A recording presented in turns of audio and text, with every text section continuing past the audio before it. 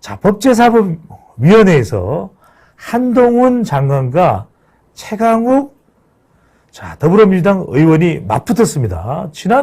근데 여러분들, 자, 맞붙고 있는 내용은 뭐냐면 채널A 사건을 놓고 정면 충돌했죠. 그래서 최강욱 의원은 내가 더 피해자다. 한동훈은 기소됐지 않냐. 자, 이런 이야기를 하는데 무슨 이야기냐면 여러분들 채널A 사건을 기억하실 거예요. 그 채널A 사건과 관련해서 최강욱 의원은, 더불어민주당 의원은 내가 더 피해자다. 이 사건의 피해자다라고 이야기를 하고 있는데 사실상 이 사건으로 기소를 당한 건 누굽니까? 기소를 당한 건 누구예요? 바로 한동훈 장관이죠. 한동훈 장관이 관련해서 이제 수사까지 받게 되는 그런 상황이 됐기 때문에 기소되지 않았나? 더 피해자다. 이렇게 이야기를 하는 것이고, 최강욱 의원은 자기가 오히려 피해를 입었다라고 이야기를 하는데, 실제 이 사건은 뭡니까? 채널A의 이모 기자가 실제 취재를 하는 과정에 있어서 뭔가 한동훈 장관과 유착된 마냥, 그래서 그 부분에 대해서 문재인 정부에서 집요하게 이제 파고들었고, 이 사건은 실제로 윤석열 검찰총장에게도 중요한 사안이 됐던 부분이죠. 채널A 사건입니다. 바로 이모 기자와 한명숙 전 총리와 관련된 내용을 수사하는 데 있어서 한동훈 장관과 서로가 교감이 있었니 없었니, 이 건으로 인해서 한동훈 장관은 지금 우리가 내용을 신라젠 내용이죠. 예. 한명숙 내용은 조금 다른 내용이었고, 요 표를 보시면 조금만 더 키워주세요. 네. 다시 정리를 하면, 그러니까 이 내용이, 이래저래 연결은 되는 겁니다. 신라젠 의혹과 관련해서, 이동재 전 채널A 기자와 한동훈 전 검사장이, 대화 녹취록이 있었어요. 신라젠 의혹 관련해서. 근데 이 대화 내용을 이제 한동훈 전 검사장이 이제 부인을 한 내용인데, 그 내용이 뭐냐면 조금 이제 올려보세요, 내용을. 신라젠 의혹을 취재하면서, 유시민 노무현 재단 이사장의 비리 의혹을 제보하지 않으면 형사상 불이익을 받을 수 있다며, 협박을 했다. 이것이 이제 이 이철 전 밸류 인베스트 코리아 대표가, 반박을 한 내용이죠. 신라젠 의혹을 취재하면서 유시민 노무현 재단의 이사장의 비리 의혹을 제보하지 않으면 형사상의 불이익을 받을 수 있다. 자, 이 부분에 있어서 한동훈 전 검사장과 채널A의 이동재 기자와 공모한 의혹이 있느냐? 이제 이 부분이었죠. 근데 이철 베스트 인베스트 밸류 인베스트 코리아 대표가 검은 유착을 폭로한 지모 씨가 이제 이 대리인인 이 사람이 이 부분을 이제 부각을 한 거죠. 네. 자, 바로 이 부분 때문에 이제 문제가 된 것인데, 그러니까 이제 핵심은 이겁니다. 신라젠 의혹과 관련해서 밸류 인베스트의 이모 대표와 관련된 이 취재를 하는 과정에 이른바 한동훈 장관이 검사 시절에 유착된 의혹이 있느냐? 바로 이 부분입니다. 바로 이 부분이 이제 채널A 이 유착과 관련된 내용인데, 이 부분에 대해서 서로 공방을 벌였는데, 사실 이게 내용들 우리 헤드라인을 조금 더 보겠습니다. 자, 한동훈 장관은 기소되지 않았나?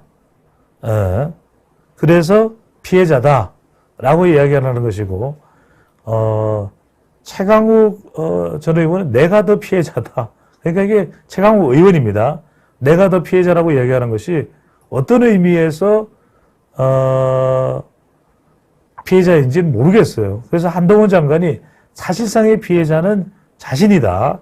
그 다음에 가해자는 최위원이다. 근데 이게 실제 최종적인 판결이 내려지기는 무혐의로 났죠. 그죠? 수사 결과 무혐의로 판결이 내려졌습니다. 그렇기 때문에 이 부분에 대해서 한동훈 장관은 자신이 피해를 당한 것이다라고 이야기를 하고 있는 것인데 최강욱 전 의원은 아니다.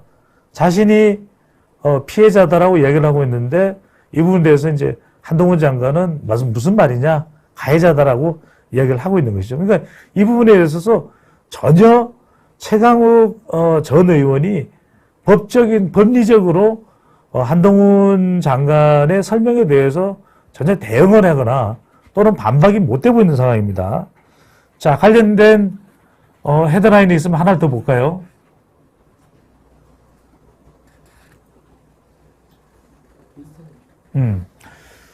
자, 법사위에서 이 부분으로 이제 충돌을 하고 있는데, 자, 여당에서는 박범계도 불편하다.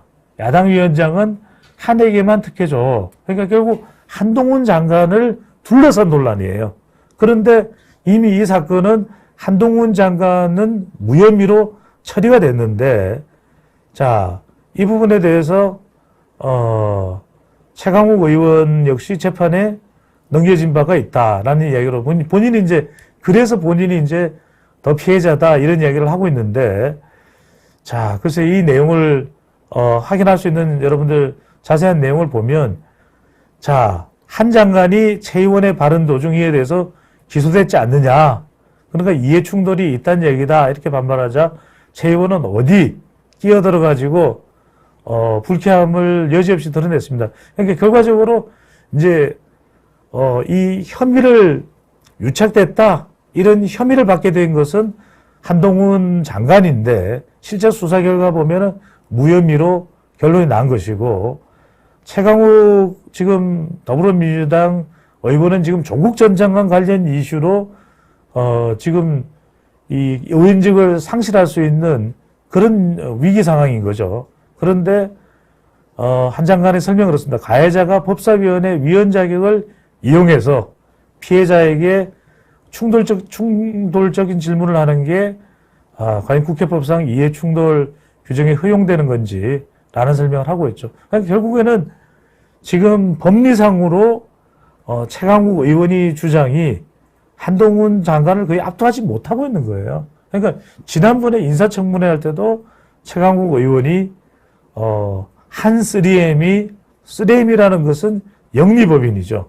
그리고 이 영리법인 자체가 결국에는 한동훈 장관의 딸이냐 이렇게 어처구니 없이 묻다가 사실상 낭패만 본 창피만 당한 그런 상황이었는데, 오늘 이슈도 결국에는 한동훈 장관에게 어떤 식으로 어떤 타격을 주기 위한 공격을 한 셈인데, 그렇다면 이제 법리적으로나 아니면은 논리적으로 한 장관을 압도해야 되는데, 채널A 사건을 가지고서 한 장관을 공격했지만 결코 결과적으로는 압도하지 못했다는 거예요. 그러니까 지금 계속해서 더불어민주당에서 하고 있는 시도는 윤석열 대통령의 측근이기도 하고, 지금 뭐 검찰 수사도 한동훈 장관이 개입하는 건 아니지만 결국 법무부 사안이라고 보고 있는 것이고, 그리고 검찰 수사권, 기소권 완전 분리, 이 검수 완박이죠. 이 관련해서도 한동훈 장관이 진두지휘하고 있다. 시행령을 통해서 법의 효력을 무력화하고 있는 것도 한동훈 장관이 하고 있다. 이렇게 판단하고 있을 거예요. 그렇다면 그 부분에 대해서 한동훈 장관을 압도해서 한동훈 장관을 꼼짝 못하게 만들고 한동훈 장관의 이 역할 자체를 무기력하게 만들어야 되는데, 그럴 만한 정도의 법리적인 이 대응 또는 이 법리적인 대응과는 별도로 논리적인 대응, 한동훈 장관을 압도하고 무기력할 수 있는 그럴 만한 수준이 못 되고 있다는 거예요. 그렇게 한다 그러면 한동훈 장관으로서는 상당히 당황스럽고 공경에 처할 수도 있겠지만 그런 모습은 못 되고 있는 결과로 나타나고 있습니다. 자세한 사안은 여러분들이 관련된 내용들을 좀 법적인 내용과 관련되어 있는 부분들은 이해가 힘들 수 있으니까 관련 기사들을 조금 더 참고를 하시면 좋겠어요. 하지만 이게 어떤 맥락이냐면 윤석열 대통령에게 공세하는 것의 일환으로 결국 한동훈 장관을 꽁꽁 묶어서 봉쇄하겠다는 것이 더불어민주당의 전략인데, 그렇게 하려면 법리적으로나 또는 논리적으로 한동훈 장관보다 더 위에 서야 되는데, 지난 인사청문회도 그렇고 그 이후에 대정부 질문도 그렇고 또 몇 차례 있었던 상임위원회도 그렇고 오늘 또 채널A 사건으로 한동훈 장관을 꼼짝 못하게 하기 위한 시도는 했지만 결과적으로 이 부분도 별로 효과적이지 못했다라는 것을 확인할 수가 있는 것이고요.